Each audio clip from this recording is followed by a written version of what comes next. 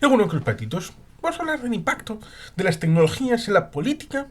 y la sociedad a lo largo de la historia. Sería largo y prolijo porque podríamos hablar respecto de la época ptolemaica, podemos hablar de Grecia y de Roma, de China,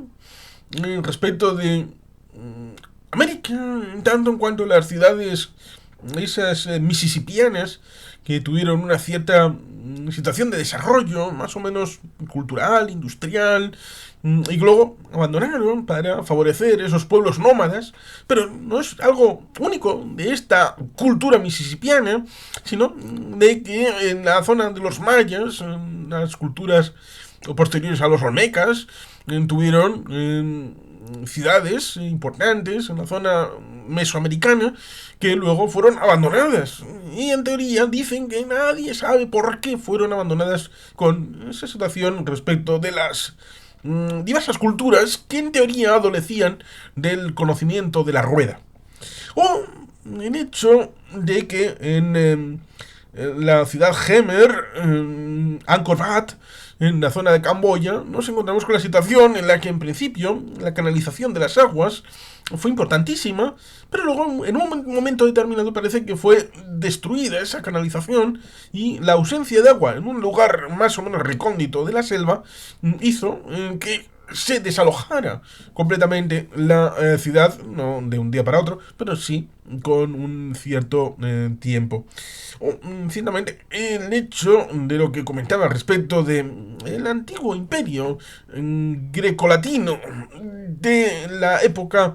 bueno, después de la República, Imperio, en el ámbito romano, pero también en el ámbito griego, y ese conocimiento previo, que como diría Jorge Dorta, tiene en Libia,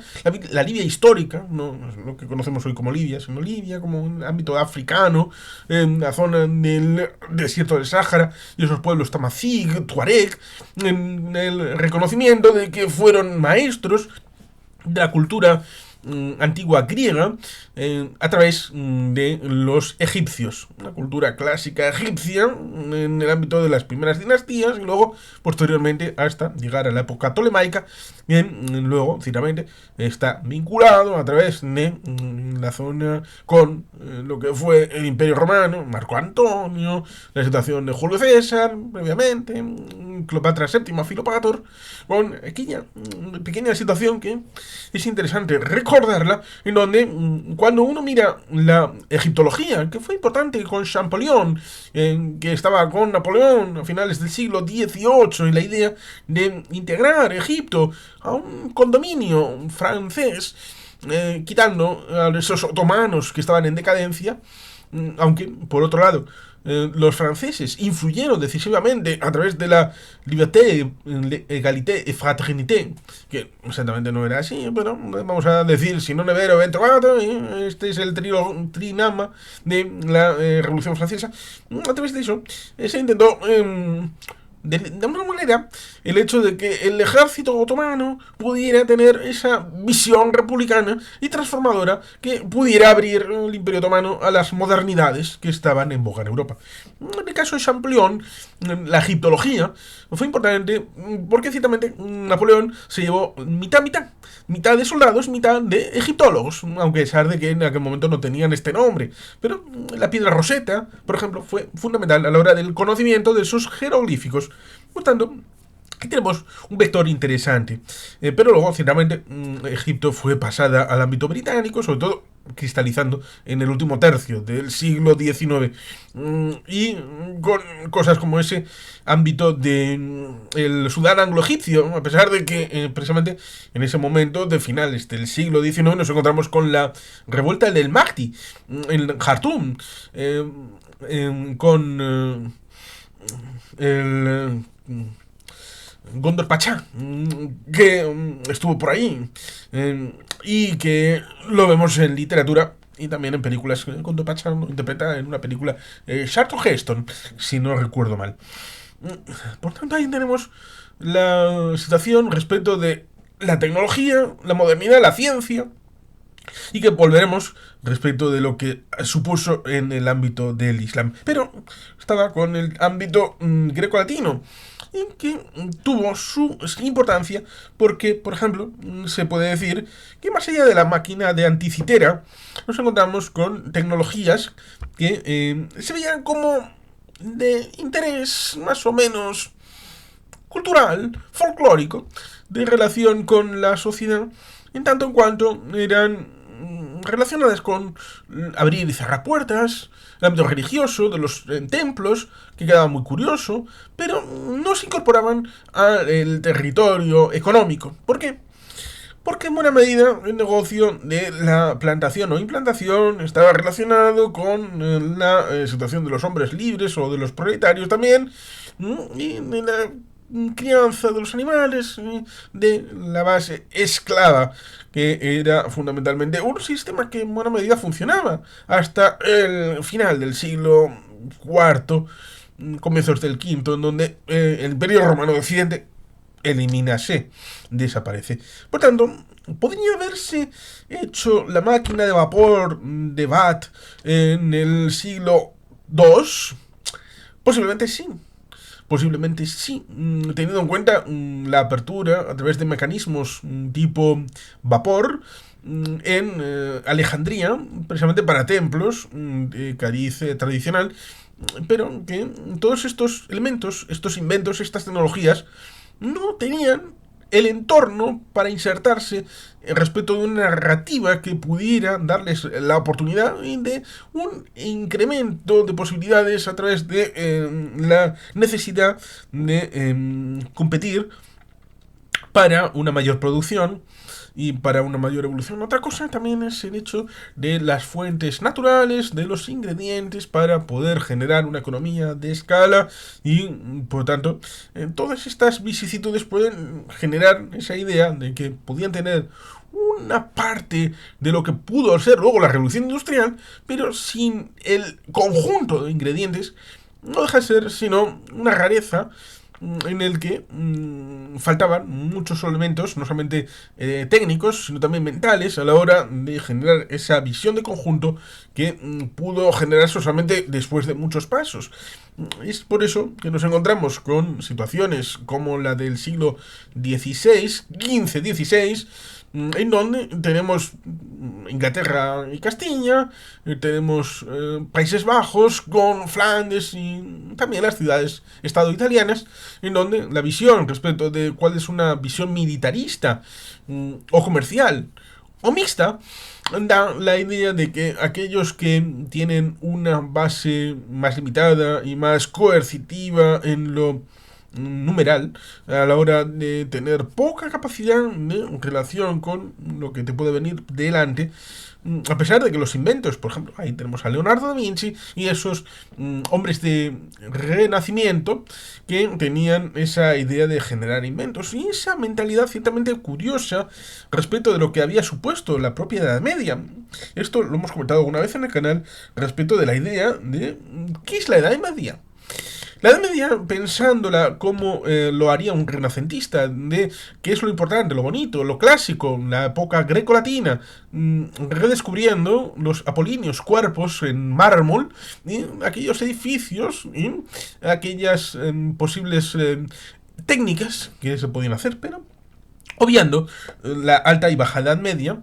cuando tenemos ese final, ¿no?, abrupto, como se lo escuché en un bonito encuentro de José Chochochica con Sergio, de Historias Bélicas que merecen ser contadas, en el que en el hemisferio oriental, porque el hemisferio occidental es América, en el hemisferio oriental, en la zona del Mediterráneo, nos encontramos con el 476 Rómulo Augustulo, que supuestamente es el parteaguas en el que finaliza la Edad Antigua y comienza la Edad Media. Aquí, en principio, no habría ningún tipo de controversia. Tenemos un vídeo específico para cuándo empieza y cuándo termina la Edad Media, pero ciertamente ahí tendríamos ese asunto respecto de que antes ha ido descivilizando de civitas, de ciudad, y ha habido una generación a través del final del siglo IV, principio del V, en el hemisferio oriental, en la zona del antiguo Imperio Romano de Occidente, en una situación que ha prefigurado lo que luego será la propia situación feudal. Y a pesar de que tenemos ausencia de muchas fuentes primarias desde el siglo VI, VII, VIII, IX, nos encontramos con la plausibilidad de esta situación y que había gente que tenía una ausencia de conectividad en la zona de Europa Occidental, que había una analfabestia, sobre todo en ciertas capas, pero también hacia abajo en el populus, y que en buena medida lo que suponía la Santa Madre Iglesia Católica era la que había generado a través de los monasterios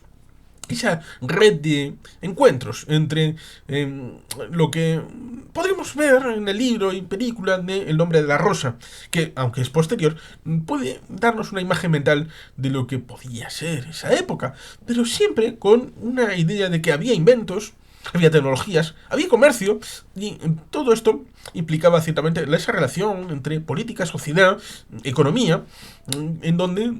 todo ese ámbito iba avanzando en cierta medida, y el intercambio también luego con las cruzadas tuvo cierto impacto respecto de las construcciones, teniendo en cuenta, por ejemplo, esas visiones trascendentes de lo que suponía primero la visión románica y luego la visión gótica, con esas catedrales en principio compactas, pequeñas, como podemos ver en la zona de Asturias, que es románico, más pergueñado, con esas construcciones que en principio eran recogidas, que también tenían que servir de fortaleza, y no solamente para el tema religioso, sino también para las reuniones comunitarias. Y luego la apertura con esos arbotantes, con los rosetones, a la hora de descargar, sobre todo teniendo en cuenta la presión, que no solamente eran muros como de carga, que eran la época románica, sino también es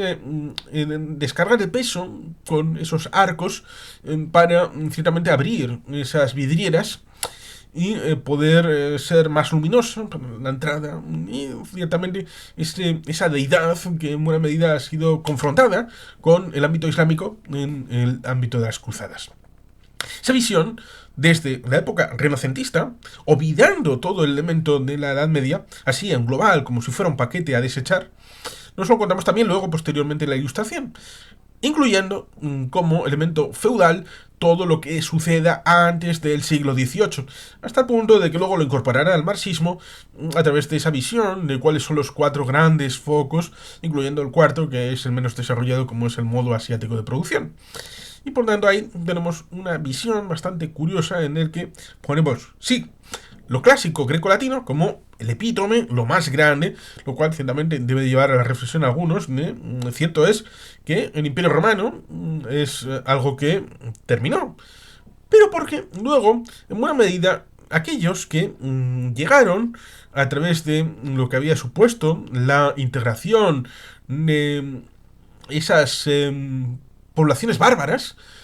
había tenido tiempo suficiente para una integración respecto de lo que había supuesto su permanencia dentro del Imperio Romano Occidental. Y por tanto, esa herencia respecto de lo que se había perdido, pero que ellos habían mantenido como alto estándar de calidad cultural y tecnológica, esa pervivencia en ellos, en los bárbaros, identificándose como herederos de Roma, es la que permitió esa nostalgia del imperio perdido. Y por tanto, es algo que es distinto de realmente lo que sucedió inmediatamente posterior en la propia Inglaterra, o lo que sucedió con los otomanos respecto del imperio romano de Oriente, el llamado imperio bizantino. Por eso hay que tener esa visión más o menos clara respecto de lo que supone la historia, la política, la visión, el relato de cuál es la realidad respecto de lo que ha ido sucediendo. Y por tanto, cuando podemos ver esa transición, porque cierto es que el final de la Edad Media no solo debemos encontrar con 2 periodos, 2 épocas, 2 momentos, como es 1453 con la eliminación de los otomanos por parte de Constantinopla, del Imperio Bizantino. Y también luego 1492 con el descubrimiento del Nuevo Mundo. Pero también se puede hablar de Gutenberg. con la imprenta y la impregnación de el mundo a través de la situación que había sido, como decía, respecto de el nombre de la rosa, con esos monasterios que habían ido manualmente copiando libros de la antigüedad y que ciertamente luego se dice que los musulmanes habían cogido en buena medida algunos de los documentos de la época greco-latina y que habían sido reservorio y que luego lo devolvieron a Europa después de las cruzadas. Cierto es que cogieron algunos libros y los tradujeron al árabe, pero también hay que decir que quemando el original griego. Por tanto, todo tiene su doblez y tiene su segunda lectura interesante e importante. Lo mismo que nos encontraríamos en 1215, curiosamente en paralelo con lo que sucede con la Carta Magna en la época de Juan sin tierra, nos encontraríamos con el hecho de que en Babilonia, bueno, en Bagdad, ya no era Babilonia, pero sí en Bagdad, nos encontramos con la destrucción por parte de los mongoles de esa biblioteca tan importante, de un centro de saber tan importante, en el que nos encontraremos en Caspian Report y en Historia Geopolítica, en castellano, doblado, ese original de 1 hora 02 minutos, y luego en castellano también, con 1 hora 02 minutos, la historia del Islam y la ciencia, en el que, en la época clásica de esa supuesta historia de las culturas en el califato de Córdoba, en Toledo, como ciudad de las tres religiones, nos encontraríamos con el hecho de que hubo intelectuales desde Maimónides a Berroes, gentes de ese cariz intelectual, ese principio de ámbito judío, islámico, Isidoro de Sevilla, en ámbito cristiano, gentes que en principio tenían la cabeza amplia y abierta al conocimiento que no fuera estrictamente vinculado al tema religioso y al tema dogmático. Y esto, evidentemente, nos lleva a esa situación en la que en ese siglo XIII, desde las derrotas de las huestes del Islam, un Islam que, recordemos ciertamente, los 4 primeros califas, los herederos del señor profeta Muhammad, has tenido una desviación respecto de cuál era el modo de elección o de sucesión respecto de aquellos que iban a actuar en el lugar del profeta Muhammad después de la eliminación por biología de este muchacho. La idea ciertamente está intrincada respecto del nacimiento del chiismo y del sunismo, antes el segundo que el primero, y ciertamente el profeta oculto, y esto pues podría, le escuché a un programa interesante en Spurner con George Yasser hablando precisamente de esta situación, de la guerra en el ámbito religioso también, con el ámbito del Islam, el cristianismo y el judaísmo, las supuestas 3 religiones del libro, el ámbito monoteísta, con la Torah, la Biblia y el Corán, el Sagrado Corán, donde ciertamente la situación respecto de la imprenta es muy importante precisamente por esa socialización del conocimiento, aunque si bien con dificultades, pero ciertamente era mucho más fácil hacer a través del invento de Gutenberg copias que pudieran ir ampliándose, y ahí está ciertamente la visión de Lutero, aprovechándose de esto, no solamente para poner las 99 tesis de Wittenberg, sino también para intentar socializar un conocimiento a través de lo que supone la Biblia en el conocimiento de la lengua vernácula, cosa que en principio el Islam no permite porque hay que aprender en árabe, y cosa que en principio es complicado para el hebreo con la Torah, porque en principio es bueno para el conocimiento profundo a través de lo que tiene de significado aprender el idioma para poder comprenderla, porque las traducciones no ameritan sino Lost in Translation. Por tanto, ahí tenemos un asunto interesante. Tema de ferrocarril. El ferrocarril fue un elemento que generó la oportunidad de viajar en un elemento distinto del caballo,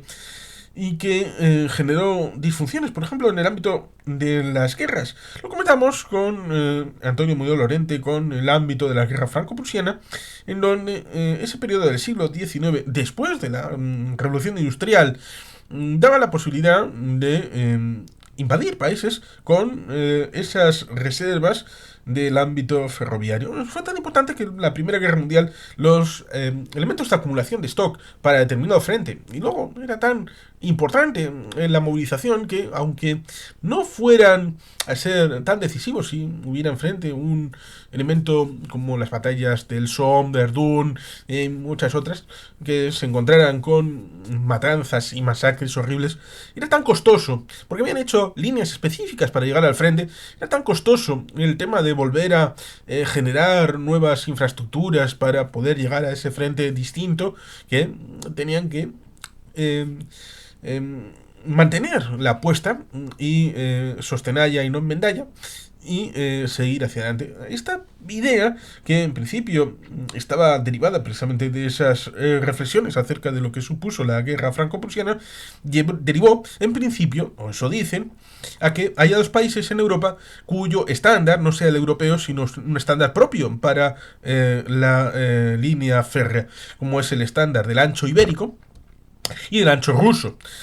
Lo cual, ciertamente, nos lleva a 1941, en donde en el 21 de junio del 1941 había incluso todavía intercambios con Brest. Brest era el punto de intercambio en donde el ancho ruso daba paso al ancho europeo, con trenes que en los 2 años anteriores habían llegado incluso a la costa francesa para suministros para los submarinos que hacían la guerra del Atlántico y para los aviones que hacían la batalla de Inglaterra en 1940-41. Por tanto, es importante el tema del ferrocarril, hasta el punto de que el tren blindado llevó a Lenin desde Suiza, Basilea, en dirección hacia la estación Finlandia de San Petersburgo, con todo lo que supuso. Por tanto, también en Estados Unidos el ferrocarril fue importante por aquella apertura hacia el oeste, y que esto, ha habido muchas películas que han olvidado un pequeño detalle, porque mucha parte del ferrocarril lo construyeron chinos y luego fueron por detrás para tratar de hacer una limpieza étnica, no solamente para el tema de los nativos americanos, que eso en principio ya ha sido aceptado en películas ya desde Soldado Azul del año 72, y luego películas que más o menos han ido sobre ese rubro, más allá de Pequeño Gran Hombre y otras del estilo, terminando, por ejemplo, en películas como Bailando con Lobos, que tiene un vídeo y un conversatorio en este canal. Por tanto, el ferrocarril es un elemento importante que ha generado política, porque el paso del noroeste fue prefiguración respecto de lo que luego supuso el tránsito a través de ese ferrocarril, el transiberiano, y el ramal en dirección hacia Manchuria y hacia Port Arthur fue importante para precisamente la guerra en el ámbito del Pacífico, la guerra ruso-japonesa, que tiene conversatorio, cómo no, con Antonio Muñoz de Lorente. Por tanto, el ferrocarril tiene su importancia a la hora de dar ese salto tecnológico que implica cambios en la sociedad y cambios en la política. Como no, el tema de la radio. La radio fue importante a la hora de generar espacios que, por un lado, puede tener dificultades, sobre todo cuando vas a toda prisa, a toda leche, como diría alguien, y que hizo que en la batalla de Tannenberg fuera posible la victoria de los alemanes, a pesar de verse cogidos por bragas, el hecho de que tuvieran los elementos de mensajes de radio descodificados sin tener ningún tipo de codificación y libres, y por tanto los estaban escuchando los alemanes. También el tema de Enigma es un elemento interesante porque podían pensar que no estaba decodificado y lo estaba. Y los japoneses con el tema del agua en Midway, que finalmente fue un elemento importante para saber dónde iban a atacar los japoneses. Por tanto, la radio y los sistemas de comunicación han sido importantes a la hora de hacer visible ese elemento que ha sido poco tratado respecto de la Guerra Civil Española, a pesar de que estaba ahí presente a la hora de codificar o descodificar los mensajes, sobre todo teniendo en cuenta la disparidad territorial y la discontinuidad y la dificultad, porque en una guerra compiten más de un bando y ciertamente todos intentan tener un actuar más o menos decente o no incurrir en errores, en principio se presupone. Por tanto, este elemento de tecnologías que pueden ser clave, que han generado ese conocimiento y reconocimiento. Por ejemplo, puedo pensar en Marie Curie y en Pierre, por supuesto, Pierre Curie, con el tema de la radiación y la creación luego de los rayos X, con la vertiente, por ejemplo, en hacer pruebas en Guatemala que luego de 50 años prácticamente fueron reconocidos por los Estados Unidos y fue pedida disculpas, lo mismo que pidieron disculpas los católicos, los papas, con el tema de la Inquisición, aunque pesar de que en principio